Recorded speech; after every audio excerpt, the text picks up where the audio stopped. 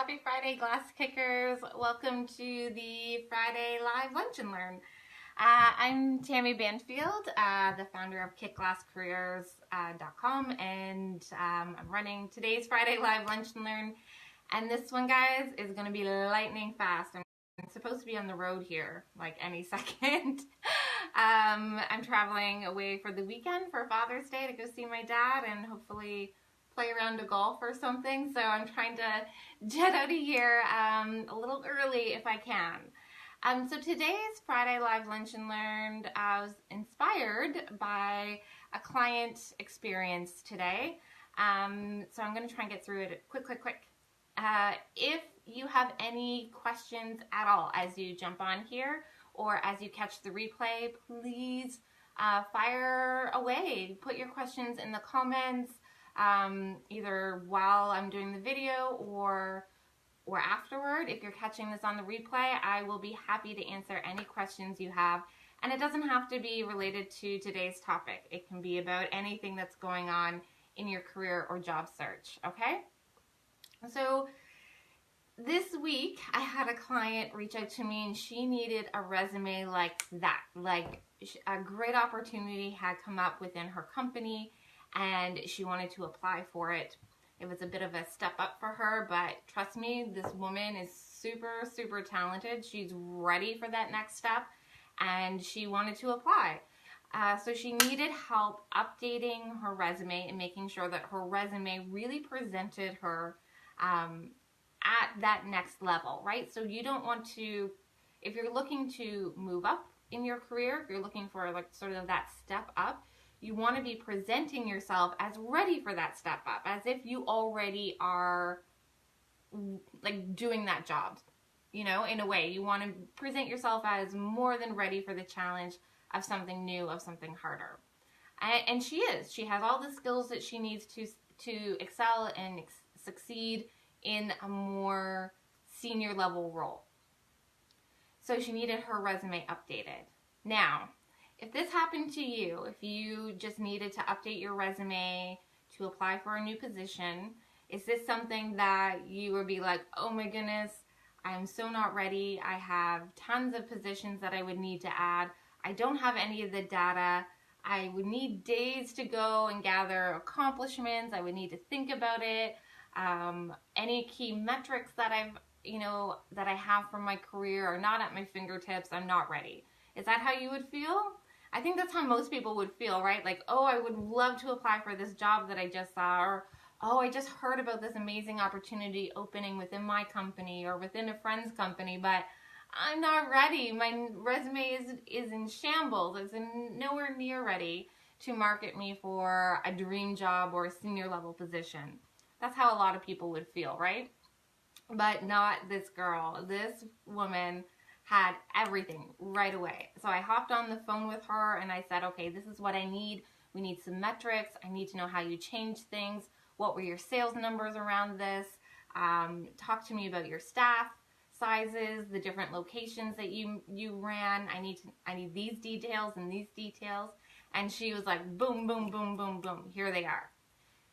That's how you want to be, right? You want to have all of that key data right at your fingertips. You want to know the projects that you worked on, the successes that you've had, the wins, the awards, the accolades, everything at your fingertips ready to go in case you're in this position where you want to apply for something that like closes tomorrow and you need to update your resume and you want your resume to be as strong and as impactful as it can be, right? So this girl was a pleasure to work with. She actually gave me like the kindest review. Afterwards, she sent me an email saying that, I don't have it right here, but it was something like, I think I could get a job at NASA with this resume, which was like the sweetest thing I've ever heard. But as kind as those words are, a lot of that is owed to her for being ready, for having all of those metrics, all of those numbers. It made, pulling off the magic that I perform, it made my job so much easier. So when I say we, I mean like career coaches and career counselors, when we talk about keeping a brag book or documenting your successes or keeping track of these things, this is what we're talking about. This is why, one of the reasons why you need this stuff. It's not just to make you feel great, even though it does that. And it's not some like hippy dippy confidence boosting thing, even though it does do that as well. But for a very practical reason, for you to be prepared for these amazing opportunities when they come across your desk or when they're presented right in front of you. You want to be able to say yes and go for it and be ready to, right? So when you're keeping a brag book, I like talking about brag books on Fridays because this is when I recommend that you do it. As one of the last things you do for the day, I want you to sit down and tick off some things. I want you to clear your desk and then, sorry about that, guys. I want you to sit down with your brag book on Friday and remember your week and think about all of your successes, all of the projects that you worked on, any little win even, just to get, first of all, just to get in the habit of doing it. So when you have those big moments, when you have those big numbers come in, those big successes, it's a habit for you now to track those.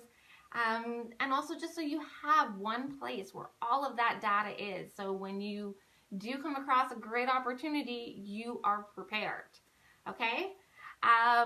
One other reason I wanted to talk about this today is that in the Kick Some Glass podcast that Melissa and I do, we are running a contest right now where you could actually win a brag book. And this is it. This one right here. The Kick Glass brag book. It's a notebook. Mine's pretty full actually. I'm pretty good. I use this a lot to document all kinds of stuff. I keep notes. I track successes in my Kick Glass little brag book here. I love it. I'm almost out of room. I need to, wow, I am. Like, I have like 2 or 3 pages left here. Time for a new one. So when I'm ordering my own new one, I'm going to order one for the winner of our contest in the podcast. So if you want to win one of these cute little babies, just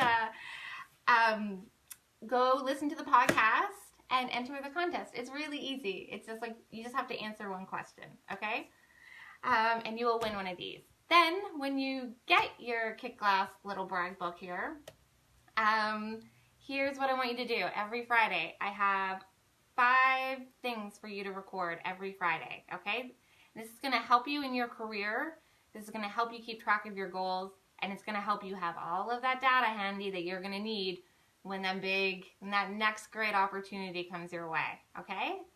Question 1, the best things that happened this week were. So anything good that happened, anything good that happened in your job, anything good that you accomplished, anything at all. The best things that happened this week were. And if you can only think of one, perfect, write it down. The biggest challenges this week were. So write those down too, because I'll tell you, not only is it good for you to learn from your challenges, when you know, if you think back at your challenges and you learn from them and you learn how to overcome them, the challenges that you overcome, the challenges that you resolve, the hardships that you turn around and make right in your job, make for great resume bullets. It's always amazing if you can say on a resume, here's where you know what hit the fan, and here's how I turned it around and saved the day. It literally makes you look like a hero, right? So the biggest challenges that you faced, write those down. Things that you did for the first time, write those down. Those are also good too. New skills, things that you are working on, developing. You know those interview questions where they ask you, like, where do you think your skill gaps are and what would you do about it? This is information for questions like that. What I learned was, again, how you're developing, how are you committed to your professional development? And my top 3 priorities for the week ahead are, and that one I really love because that's how you're going to be able to go into your weekend feeling free from work. You can unload those concerns, unload what's going to nag at you all weekend long about what's coming up in the week ahead. Once you write it down, once you say, hey, this is what I have to focus on next week, it's like off your mind. You can relax now. Okay, so I'm going to recap these 5 reasons, or these 5 things I want you to document in your brag book every Friday afternoon before you leave work.